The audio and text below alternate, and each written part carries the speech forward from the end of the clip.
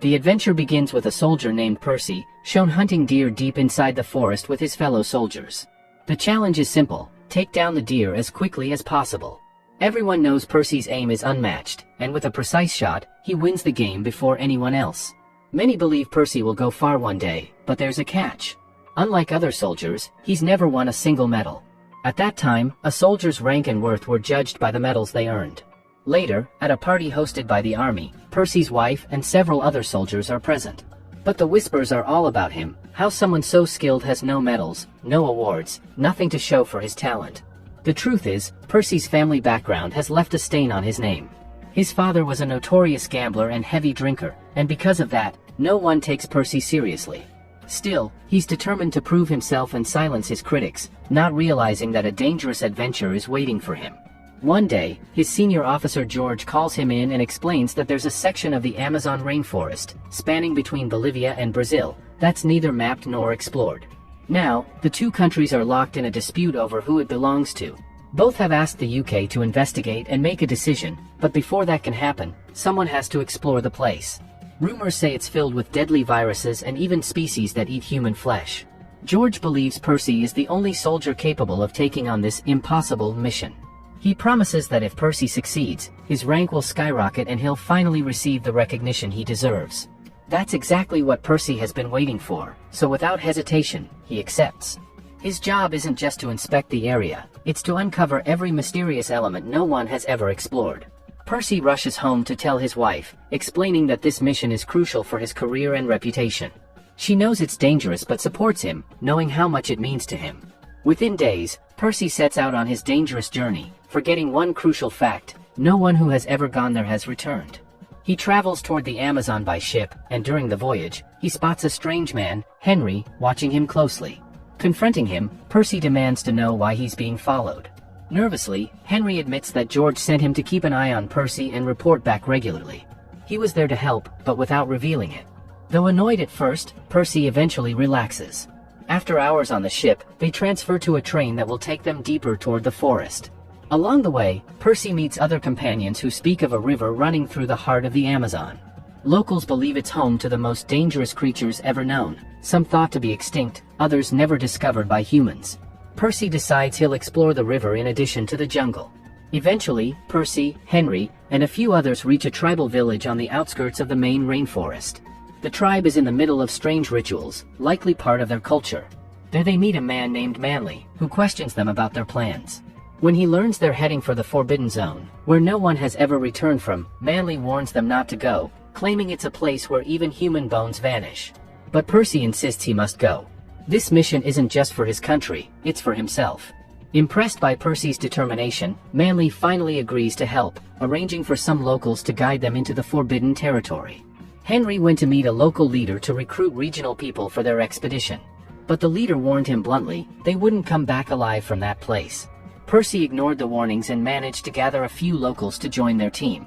Soon, they were ready to enter the Forbidden Zone, traveling by a small boat that would take them straight through the middle of the river.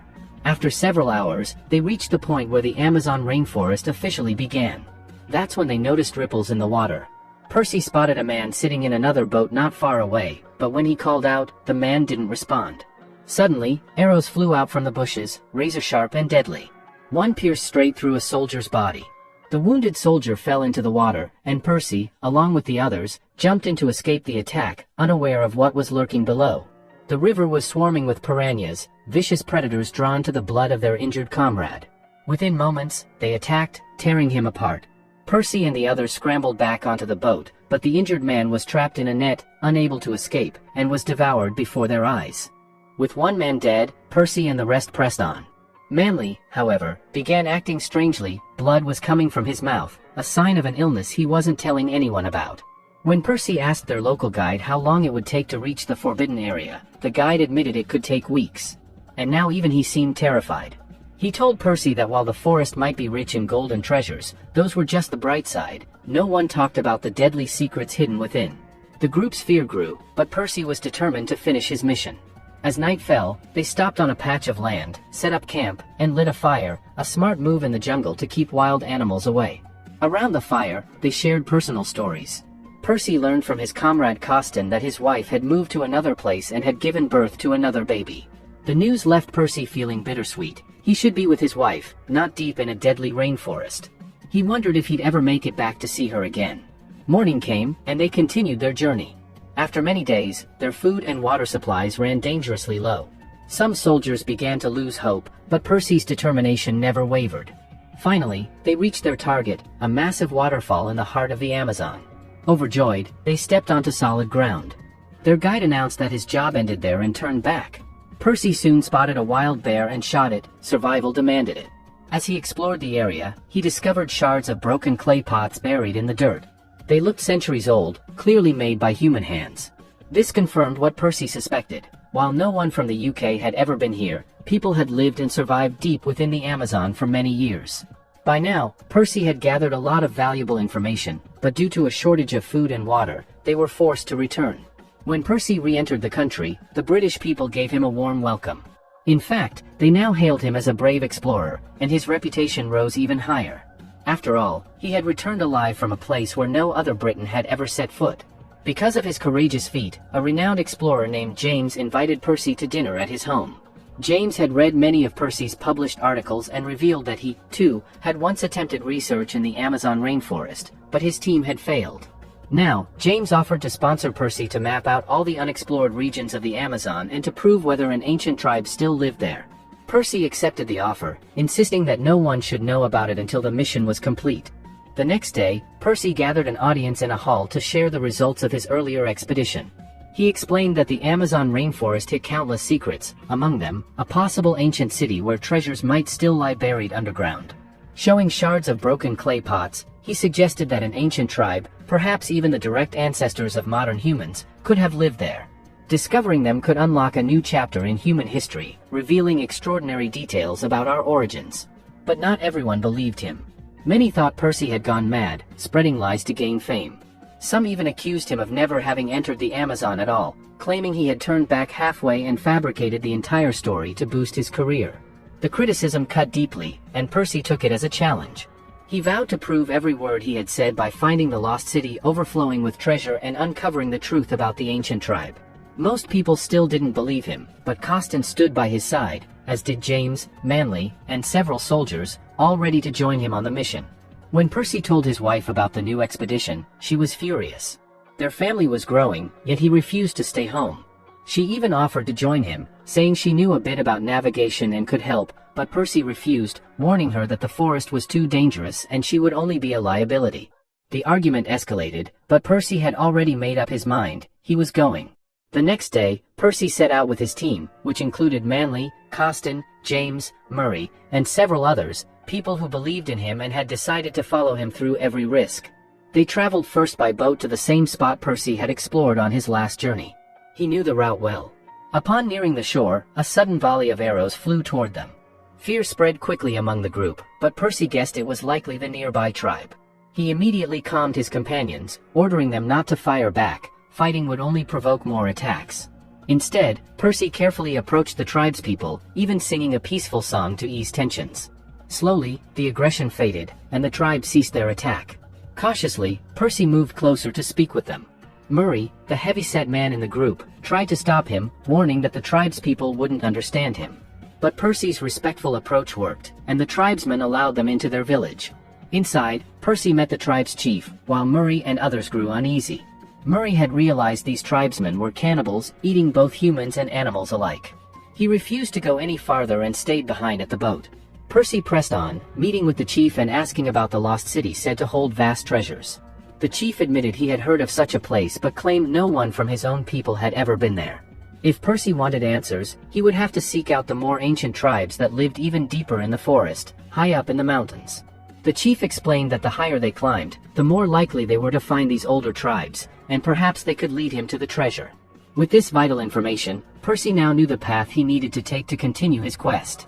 The chief gave them directions, and after getting some rest, Percy and his companions set out for the location. Murray kept insisting they should turn back. He was terrified. Everyone got back into the boat, assuming the way ahead would be safe. Murray had nearly finished all the food, leaving supplies for only a few more days.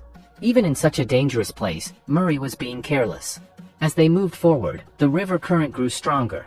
Percy warned Murray not to move too much since he was standing at the edge of the boat and disrupting its balance. But Murray wouldn't listen and kept shifting around. Suddenly, a backpack filled with food supplies fell into the water, and in the commotion, Manly also fell in. Murray was left clinging to the boat, tilting it dangerously. Eventually, Manly and Murray managed to reach the shore together, and Percy brought the boat in. He was furious with Murray, who had also been bitten multiple times on the leg by piranhas. In this condition, Murray couldn't travel with them, and they needed to treat him immediately to prevent infection.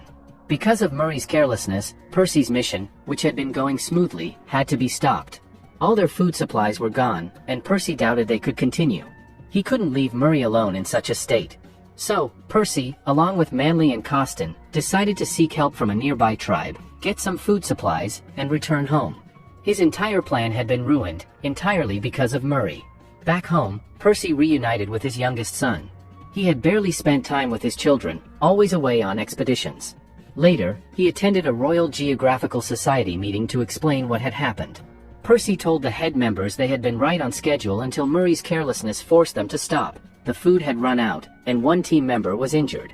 Continuing would have been too slow and dangerous. But Murray, present at the meeting, contradicted him. He told the head members Percy had no plan and that their findings couldn't prove the ancient city still existed, essentially calling Percy a liar.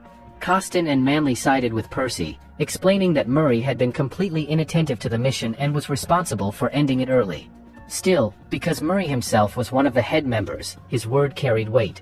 He even demanded Percy apologize for the failure, but Percy refused and, in his stubbornness, resigned from the society altogether. Returning home to his wife and son, Percy soon received a letter from the military inviting him to serve in an upcoming war. Without hesitation, Percy agreed. It was his duty to his country. His eldest son, Jack, was furious, accusing him of never giving the family time and of never finishing any exploration. In anger, Percy slapped him, though Jack's mother later explained to him that exploration was his father's destiny. Despite feeling defeated inside, Percy joined the army and fought in the war for months until their forces were close to victory. Then, he learned that Murray, the same man who ruined his mission, had once again gone into the forest with companions to search for the lost city but gave up shortly afterward. This meant Murray secretly believed it existed. One day at Percy's camp, an old woman who claimed to read people's futures told him that he carried a regret that would never leave until he fulfilled it, clearly referring to his unfinished exploration. The next day, their final attack on the enemy was planned. Percy inspired his soldiers to fight for their families and country, even if it meant death. Moments later, the battle began, but Percy was shot and severely wounded. He was rushed to the medical camp and eventually transported back home. Percy had suffered a severe injury to his eye, and the doctors feared he might never see properly again. However, they told his wife that all he needed was rest. From that point on, Percy could neither serve in the army nor continue his explorations. In a way, it felt like a full stop had been placed on his life. That deep regret inside him would likely never go away. Still, Percy never imagined that one day he would uncover secrets no one had ever explored before. Years later, Percy retired. Many interviewers came to ask about his life, and one journalist questioned him about why he had stopped exploring. Percy's simple answer was that he had decided to stay with his family. His health had deteriorated to the point where he didn't want to go anywhere. But the journalist reminded him that his expeditions had inspired countless young people. In fact, there were now many expeditions into the Amazon, including one recently funded by a doctor, aiming to find the very same ancient city of treasure Percy had once set out to discover. For a moment, Percy felt tempted to join the search. But now, his entire world revolved around his family. Meanwhile, in the forest, his son Jack was practicing hunting deer. Percy approached him and handed him a locket he had found many years ago in a tribal village deep in the jungle. Jack asked his father whether he still believed the lost city existed, and if so, why no one had ever reached it. Percy, with a hint of sadness, admitted that it had been his dream to explore that place, but now he was bound by family life. Knowing his father's unfulfilled dreams, Jack tried to convince him to join him on an expedition into the Amazon to search for the lost city of gold. Curiosity began to stir in Percy's heart again. He knew that if he didn't try one last time, he would live with regret forever. Jack asked his mother for permission to go with his father. She initially refused, but Jack managed to persuade her. Soon, Percy and Jack introduced themselves at the Royal Geographical Society and re-established a new mission to find the lost city. Percy even called his old friend Costin, who at first refused because he had become a family man with a wife and children. but after seeing Percy's determination, Costin agreed to join. The society approved the expedition and promised to fund it. With renewed energy, Percy, Jack, and several other explorers set out for the Amazon. The paths Percy had once traveled were crossed with ease. Along the way, he shared his knowledge with Jack, teaching him how to explore successfully. For days, they traveled by water until they encountered the same tribe that had helped Percy years before. The tribe welcomed them warmly, and even the chief recognized Percy. Jack, witnessing all of this, began to realize how much his father had achieved, even without reaching the lost city. Guided by the tribe, they pushed toward a region believed to be inhabited by an ancient tribe, possibly ancestors of modern humans, who might know the secret of the lost city. But before they could advance, most of Percy's team backed out. Determined, Percy continued with Jack alone. Nearing the area, they encountered another tribe unlike any they had seen before. These tribesmen surrounded them, and Percy and Jack stood completely still, knowing that any wrong move could cost their lives. The tribe captured them and took them to their village. Their faces looked almost ape-like, as if they were still in the process of evolving. Percy couldn't tell whether they would be spared. He told Jack that no matter what happened, finding this ancient tribe was already their greatest discovery. Jack was terrified, unsure of their fate. The tribesmen made them drink a strange liquid and began performing a ritual. Then, they carried Percy and Jack to a place that glittered with a golden shine. It looked like an enormous treasure. Suddenly, the scene faded to black. Years passed, but Percy and Jack never returned. Percy's wife went to the society's head members to ask if there had been any news. Despite extensive searches, nothing was found. The head suggested she stop hoping. Perhaps Percy and Jack had found the lost city of gold and chosen never to return, or perhaps the tribe had killed them. She then handed over a compass Percy had given her before leaving, knowing full well that if he went this time, he might never come back. As technology advanced, more explorers ventured into the Amazon. Many discovered ancient artifacts that only evolved humans could have made. But the path to the lost city of gold remained elusive. And so, our story ends in suspense.